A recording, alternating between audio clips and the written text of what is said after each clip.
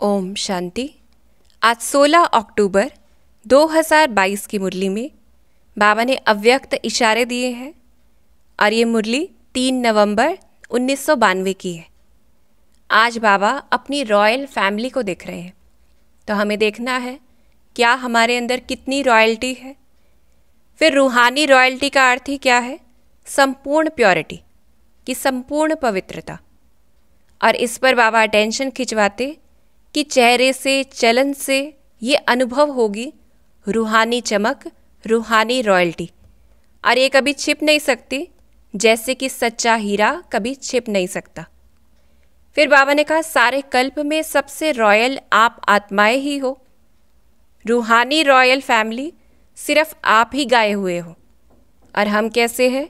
जो आदिकाल में भी तो अनादिकाल में भी, और पूज्य स्वरूप में भी कहीं ना कहीं, और वर्तमान संगम युग में भी रूहानी रॉयल है। तो बाबा ने पूछा क्या ये नशा रहता है कि परम धाम में हम रूहानी रॉयल कैसे हैं? हमारी चमक सर्व आत्माओं से श्रेष्ठ है। फिर सतयुग में कैसे है? विश्व राजन की रॉयल फैमिली के अधिकारी बनते हैं कि हर एक राजा की रॉयल फैमिली होती है।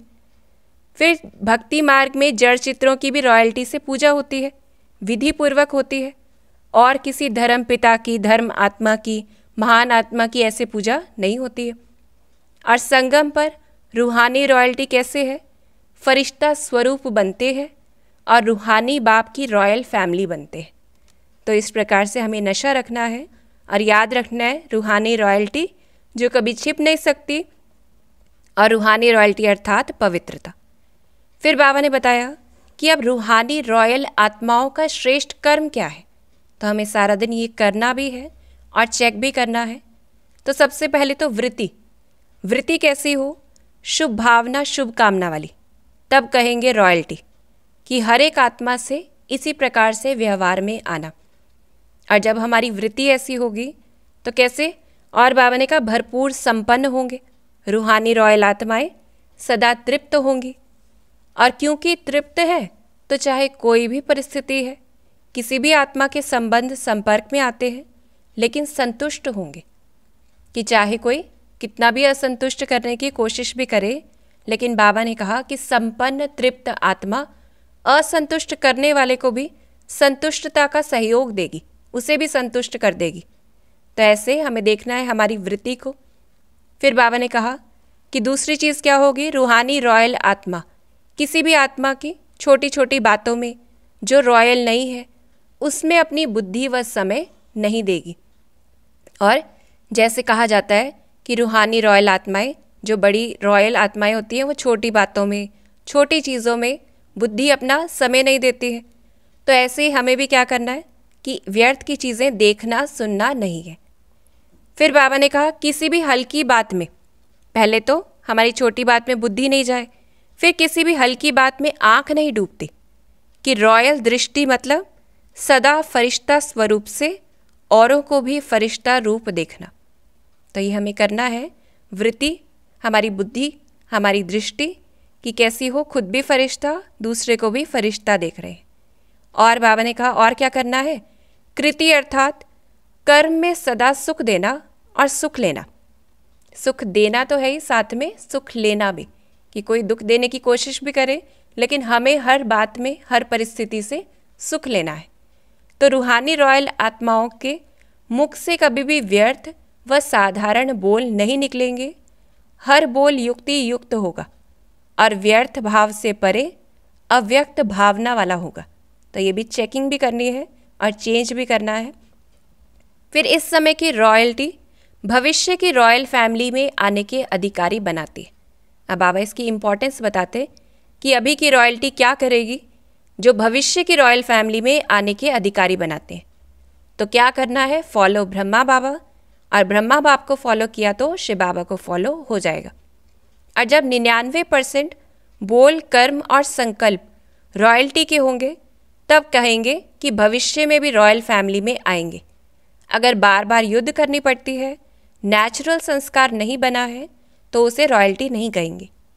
फिर बाबा ने आज जीते जी मरने का भी अर्थ बताया कि कोई जीते जी मरने का भोग लगाते हैं मधुबन में, तो उसका अर्थ क्या है?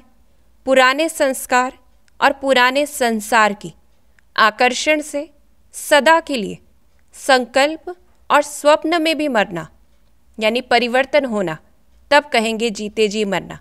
तो हम इसकी प्रैक्टिस भी करें कि हर चीज़ से हमें परिवर्तन होना है। फिर बाबा ने प्रेरित किया है आज हमें विशेष सेवा के लिए, क्योंकि हम कौन है? विश्व कल्याणकारी हैं। तो सेवाधारी आत्मा सेवा के बिना रह ही नहीं सकती। ब्राह्मण जन्म है ही सेवा के लिए। जितना सेवा में बिजी रहेंगे उतना ही सहज मायाजीत बनेंगे, सेवा का फल भी मिल जाएगा। तो क्या होगा? डबल फायदा है। तो हमें इस पर अटेंशन देना है। बाबा ने हमें सहज चाबी दे दी है कि मायाजीत कैसे बने। जितना बिजी रहेंगे सेवा का फल भी मिलेगा और मायाजीत भी बनेंगे। ज़रा भी बुद्धि को फुर्सत मिले तो सेवा में जुट जाओ। क्यों? ये कैसी सेवा है? रूहानी सेवा है। तो हम कभी भी कहीं भी कर सकते हैं। फिर बाबा ने कहा कि सेवा के सिवाय समय गंवाना नहीं है। ये अंडरलाइन करें हम कि सेवा के सिवाय समय गंवाना नहीं है। बिजी रहना ही सहज पुरुषार्थ है। मेहनत नहीं करनी पड़ती है। बिजी रहने वाले युद्ध से छूट जाते हैं और फिर माया की हिम्मत नहीं होगी आने की। तो हमें क्या करना है? बुद्धि को हमेशा व्यस्त रखना है किसी न किसी पुरुषार्थ में। बाबा ने कहा ये भी बहाना नहीं दे सकते कि वायुमंडल बहुत खराब है, फिर अच्छे को बदलेंगे क्या? हमें तो खराब को ही बदलना है। तो बाबा कहते हैं अच्छे को बदलेंगे क्या? तो विश्व परिवर्तन का काम है बुरे को अच्छा बनाना। जो विश्व परिवर्तक का काम है बुरे को अच्छा बनाना, कार्य किया है तब तो हमारा गायन होता है। फिर बाबा ने कहा शक्तियों की भी इतनी महिमा होती है, तो महिमा सुन के खुशी होती है। अब खुशी होती है तो वो कार्य भी हमें करना है। फिर बाबा ने कहा ये विश्व परिवर्तक का कार्य कैसे करना है? अपनी शक्तिशाली वृत्ति से, वाणी और कर्म से। जो आज बाबा ने बताया भी है कि वृत्ति कैसी हो, वाणी कैसी हो, कर्म कैसे हो, तो उससे वायुमंडल को परिवर्तन करने वाली विश्व परिवर्तक आत्माएं हैं। बाबा ने इस पर अटेंशन खिंचवाया कि निरंतर योगी, निरंतर सेवाधारी बनो। चाहे संकल्प से, चाहे वाणी से, कर्म से, संपर्क से, अपनी चलन से कैसे भी सेवा कर सकते हैं। अगर कभी कभी सेवाधारी होंगे तो राज्य भाग्य भी कभी कभी मिलेगा। तो इस पे हम अंडरलाइन करें कि कभी कभी सेवाधारी होंगे तो राज्य भाग्य भी कभी कभी मिलेगा। फिर बाबा ने हमें अंत में वरदान भी दिया है और स्वमान भी दिया है कि सेवा पर ही बाबा ने कहा सेवा का प्रत्यक्ष फल क्या है? एवर हेल्दी, वेल्दी और हैप्पी। कि एवर हेल्दी स्वस्थ भी है, वेल्दी भी है, संपन्न भी बन जाते हैं और सदा खुश। तो जैसे साकार दुनिया में क्या कहते हैं कि ताज़े फल खाओ तो तंदुरुस्त रहेंगे। हम बच्चे कैसे हैं? हर सेकंड प्रत्यक्ष फल खाने वाले हैं अगर निरंतर सेवा कर रहे हैं तो यदि आपसे कोई पूछे कि आपका हालचाल क्या है तो क्या बोलना है? हाल है खुशहाल और चाल है फरिश्तों की। हम हेल्दी भी है, वेल्दी भी है तो हैप्पी भी है।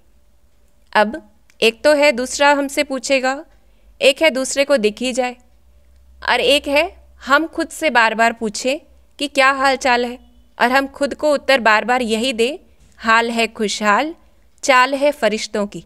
हम हेल्दी भी है, वेल्दी भी है तो हैप्पी भी है। ब्राह्मण कभी उदास हो नहीं सकते। तो ये याद रखना है, ब्राह्मण कभी उदास हो नहीं सकते। और बाबा ने हमें स्वमान दिया है आज कि मैं स्वच्छता और सत्यता का दर्पण पवित्र आत्मा हूँ। कि पवित्रता कैसी है? जिसमें स्वच्छता भी है और सत्यता भी है। तो मैं स्वच्छता और सत्यता का दर्पण पवित्र आत्मा हूँ। ये याद रखेंगे, सेवा पर अटेंशन देंगे, रॉयल बनकर रहेंगे, दृष्टि वृत्ति कृति और बुद्धि देखें कहाँ है हमारी। फिर बाबा ने आज सूचना भी बताई है कि तीसरा रविवार है जैसे कि आज मास का, तो इसमें 6:30 से 7:30 विशेष योग करेंगे। एक शुद्ध संकल्प में टिकना है कि हमें विश्व परिवर्तन करना है। और उसके लिए प्रैक्टिस क्या करेंगे कि बाप दादा के मस्तक से शक्तिशाली किरणें निकलकर मेरी भ्रिकुटी पर आ रही हैं और वही किरणें मेरे द्वारा अपने निजी संस्कारों का परिवर्तन कर रही हैं। कि पहले मेरा परिवर्तन हो रहा है बाबा की किरणों के द्वारा, फिर पूरे संसार का कार्य ये चल रहा है मेरी भ्रिकुटी से पूरे विश्व में वो किरणें जा रही हैं और ये पूरा विश्व परिवर्तन हो रहा है। तो आज हम ये प्रैक्टिस करेंगे। ओम शांति।